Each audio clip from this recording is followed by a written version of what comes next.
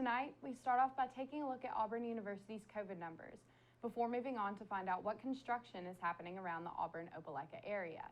Then, speaking of summer, we'll inform you on all the fun activities you can get up to before summer starts around Auburn's campus, as well as what special award President Goose received for his amazing mentorship. We'll also take a look nationally by updating you on the Pope's response to the situation in Ukraine and the reasoning behind Elon Musk's bid for Twitter on inflation in the United States. Finally, spring is here and summer is coming. That means many blockbuster movies are coming to theaters near you. Find out which ones did well at the box office this weekend, while others not so much. All of that and more is coming up next on Eagle Eye's Monday News at 6.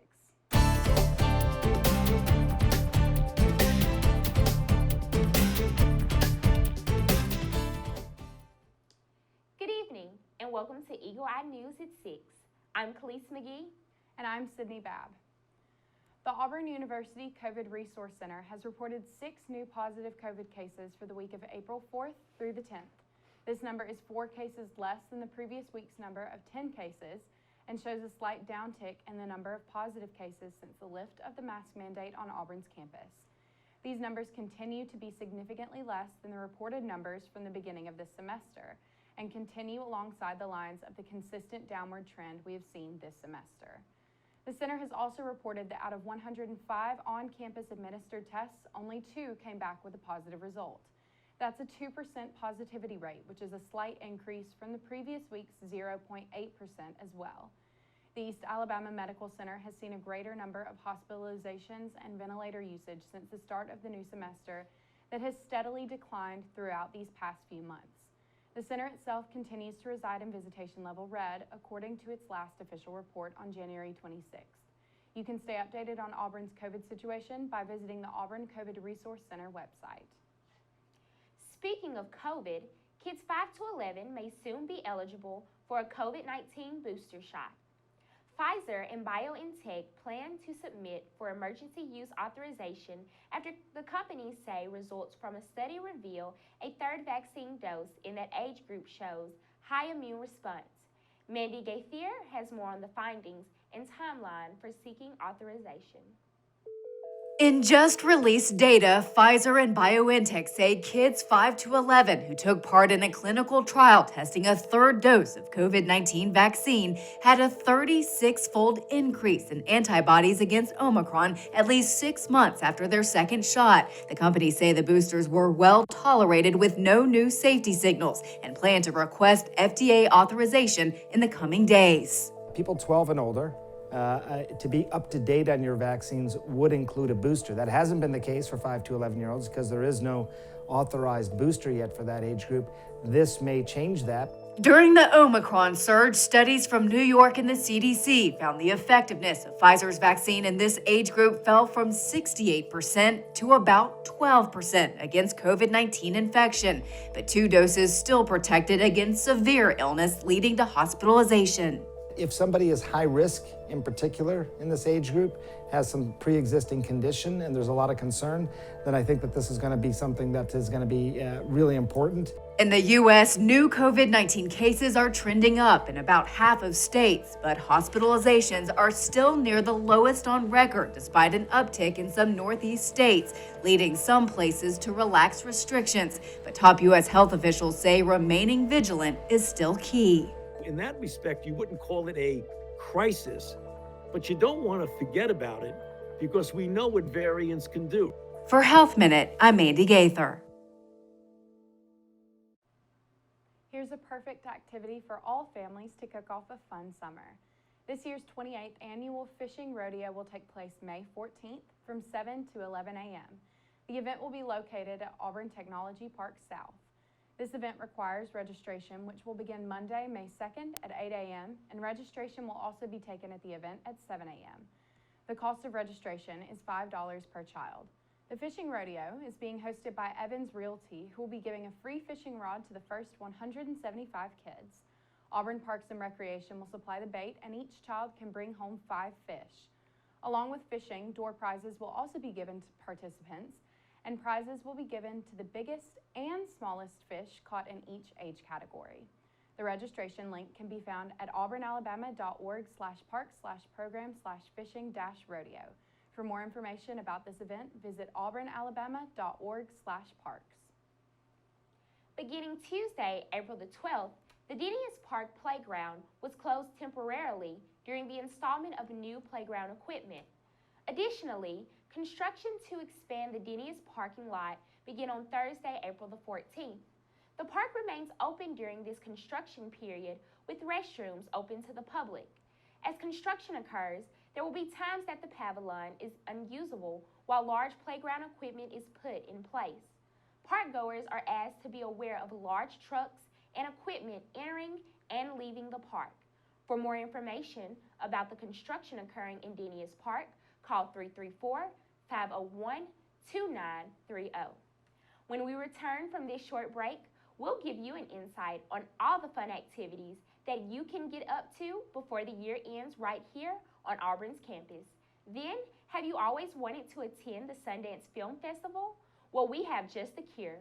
Find out more about Auburn's New Media's Film Festival after the break. You're watching Eagle Eye News at 6.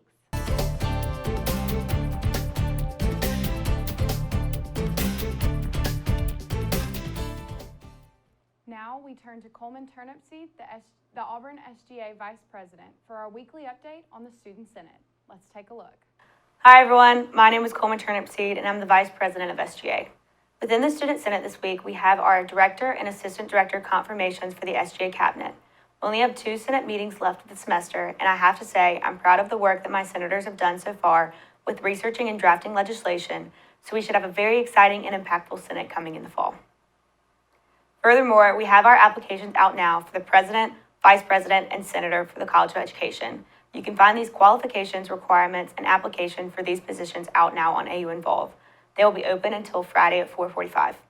The Student Senate is held every Monday at 7:30 p.m. in the Student Center and is also streamed here on Eagle Eye. We're Eagle. Are you searching for activities that will occupy your time as we count down the days to the end of this semester? Well, look no further. Involvement Ambassador Travis Harrison is here to give you the scoop on all the activities and events you can get involved with on campus this week. What's going on, everybody? My name is Travis Harrison with your Involvement Update. There's just a few more weeks till summer, but there's still plenty going on. The first event that we're going to talk about is the University Program Council's Wipeout event. Just like the famous show, UPC will be hosting a Wipeout event on Monday, April 18th from 6 to 9 p.m. It'll be held on the campus green. If you plan on participating, make sure to go to the events page on AU Involve and RSVP. The next event is the Red Cross Blood Drive. They will be accepting donors from 9 a.m. till 6 p.m. The event is going to be held in the Student Center Ballroom. If you plan on donating, make sure to RSVP to this one as well. Donors will also receive a free Chick-fil-A biscuit or Marco's Pizza. The third event for this week's update is the Auburn Ring Ceremony. The recipients will come to Langdon Hall to receive their ring and participate in the tradition of tapping their ring on the Auburn seal before dipping it in a bowl of water from the President's fountain. Recipients will be invited to a 15-minute window between 5 and 8 p.m. After you receive your ring, head over to the front of Sanford Hall for pictures and refreshments. As always, there are dozens of other events going on, so make sure to check it out on AU Involve. Thank you.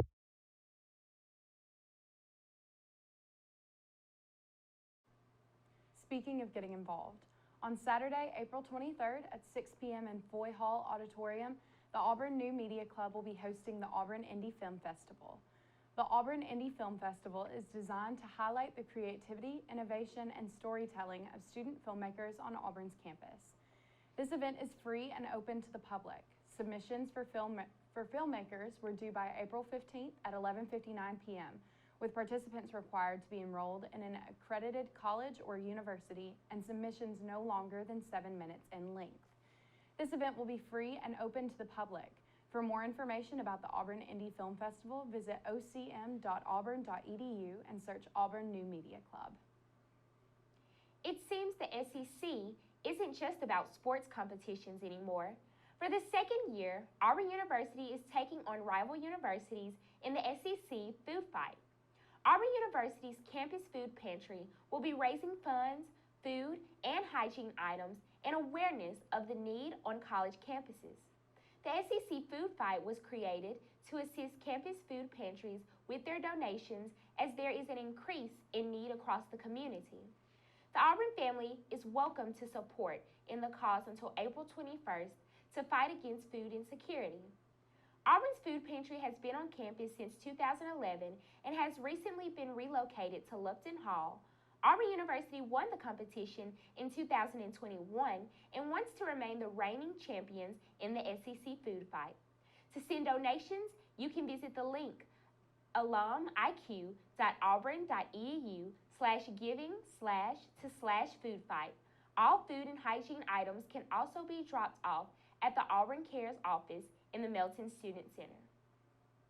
On April 7th, the President's Mentoring Circle came together in fellowship with President Jay Gouge, Mrs. Gouge, and Interim Dean Vinnie Nathan at the President's home to present President Gouge with the Outstanding Mentor Award for his dedication to student success. The President's Mentoring Circle is a mentoring group for students interested in higher education leadership, formed by Auburn graduate student Jelia Taylor. President Gouge has worked with the group to invite a diverse group of leaders to lead sessions from all over the country, including other universities' presidents and administrators, and has facilitated the mentoring group for the past 2 years. The students have gained valuable lessons about effective leadership throughout the mentorship program.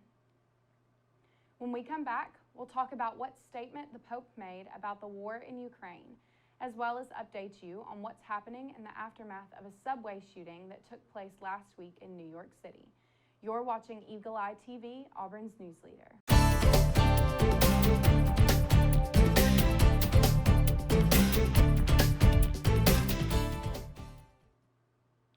Thousands of people packed St. Peter's Square for Easter service, the celebration of the most joyful day on the Christian calendar. But Pope Francis used his address to condemn the violence in Ukraine. CNN's John Allen reports. Easter Sunday, typically a joyous time for Catholics, had a shadow cast over it this year by the war in Ukraine. Pope Francis referred to the war as cruel and senseless, calling this an Easter of war. He also expressed compassion for the victims of this conflict, including refugees and internally displaced persons, and also children who have been orphaned by the conflict. The pontiff acknowledged that Ukraine has been dragged into this war, but did not mention Russia by name, that in keeping with his policy from the beginning of trying to keep some channel of communication with the Russians open. In addition, the Pope named a number of other hotspots, including the Israeli-Palestinian conflict, which has flared up anew in recent days, Syria, Yemen, Myanmar, situations in Africa and Latin America, but it was clear that Ukraine had a special pride of place. By the way, this was the first time the Pope has been able to celebrate Easter in front of a large crowd in St. Peter's Square since the COVID pandemic began. For CNN, this is John Allen in Rome. An uneasy calm in Jerusalem after Palestinians and Israeli forces clashed in and around the Al-Aqsa Mosque on Friday morning. Hundreds of people were injured. Israeli police say they arrested some 300 people inside the mosque. And as CNN's Hottest Gold reports, Friday's actions were the latest in a string of situations increasing tensions in the area. The sounds of violence as dawn broke on Friday over the old city of Jerusalem. Hundreds of Palestinians clashing with Israeli forces around the mosque compound, also known as the Temple Mount, holy to both Muslims and Jews. Israeli police say they were responding to violent rioters throwing rocks and launching fireworks. Surveillance footage released by police appeared to show masked men smashing rocks overnight in preparation. By mid-morning, the Palestinian Red Crescent said more than 150 people had been injured by rubber bullets and stun grenades. Among those injured was a Palestinian cameraman. Video showed him being kicked and beaten by police. 3 Israeli officers were also injured, hit by rocks, police said. At one point, Israeli police entering the mosque itself, a move seen as a major provocation by Muslims. Police said they arrested more than 300 inside. Israel's foreign minister defended police actions, saying rock throwers were jeopardizing free worship. Even before Friday's unrest, there had been a sense of a city holding its breath in anticipation. As in a rarity, the holidays of Ramadan, Good Friday, and Passover all overlap on the same day. In the middle of the night before the violence, the Old City's Muslim residents gathered for the suhoor, the traditional meal before the sun rises and the daily fast begins. Later, as the sound of stun grenades and fireworks echoed in the background, pilgrims and locals from Western churches made their way along the Stations of the Cross, tracing the path Jesus made before ending at the Church of the Holy Sepulchre, which Christians revere as the site of the crucifixion. If the religious calendar had brought tension, so too had recent events in Israel and the West Bank. The Israeli army stepping up raids and operations in Palestinian towns and cities in response to a series of attacks in Israel that killed 14 people in less than 3 weeks. And though by early evening it seemed like a lid had been placed on the city's tensions, it may only be a matter of time before it boils over once again. Hadass Gold, CNN, Jerusalem. New surveillance video shows New York City subway shooting suspect approaching the subway before he allegedly opened fire. Frank James making his first court appearance Thursday, where federal prosecutors argued the attack was entirely premeditated, detailing a vast stockpile of weapons and ammunition in at least 3 locations. CNN Shimon Prokupez has details. The New York subway shooting suspect in federal court today for the first time. Frank James facing a terrorism-related charge after authorities say he opened fire more than 30 times in a crowded subway car, did not enter a plea. His attorneys say it's too soon to jump to conclusions. We are all still learning about what happened on that train, and we caution against a rush to judgment. Making a case for James' actions just before his arrest. His lawyer says James called a tip line himself to report his location. Yesterday, Mr. James saw his photograph on the news. He called Crime Stoppers to help. He told them where he was. Initial press and police reports in cases like this one are often inaccurate. Mr. James is entitled to a fair trial, and we will ensure that he receives one. The 62-year-old James was taken into custody without incident. We have 1 male stopped in regards to the subway incident yesterday, St. Martin's, First Avenue. Sergeant, all Florida Central is in custody. Denied bond, federal prosecutors argued that James should stay behind bars pending trial,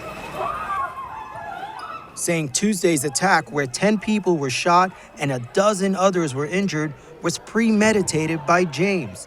Prosecutors detailed James's planning in a letter to the judge, saying, quote, the defendant came to Brooklyn prepared with all the weapons and tools he needed to carry out the mass attack, including a Glock pistol, gasoline, torch, and fireworks, making the case that James posed a danger to the community. That's the guy. That's what the police report said that he would look like. Before his arrest, New Yorkers on edge were on the lookout for James.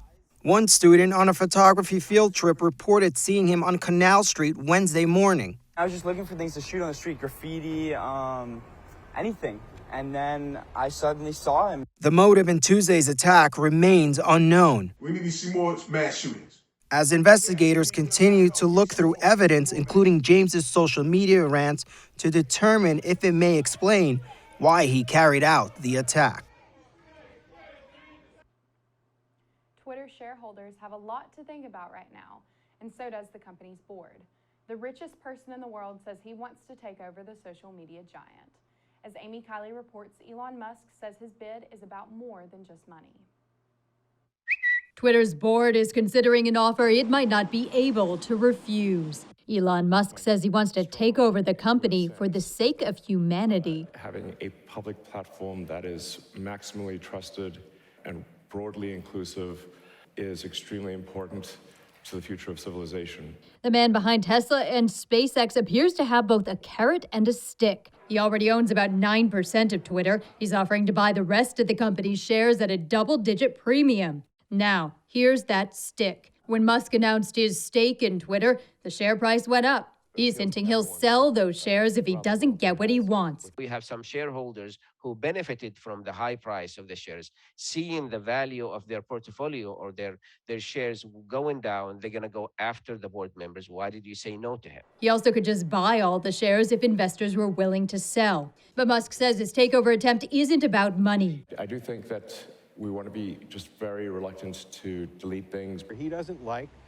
decisions Twitter is making about putting people who are putting out misinformation off the platform if they go too far. Some argue the real threat to democracy could be privatizing a social media giant. I think it's really dangerous that so much of our communications are held in the hands of just a few people who run these platforms. I'm Amy Kiley reporting.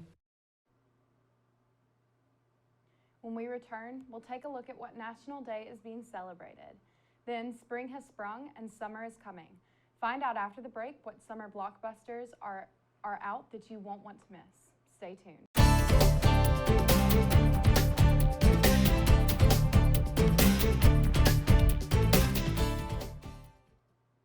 Polish pride is on full display in Buffalo, New York. It's Dingus Day. The celebration marking the end of Lent always falls on the Monday after Easter.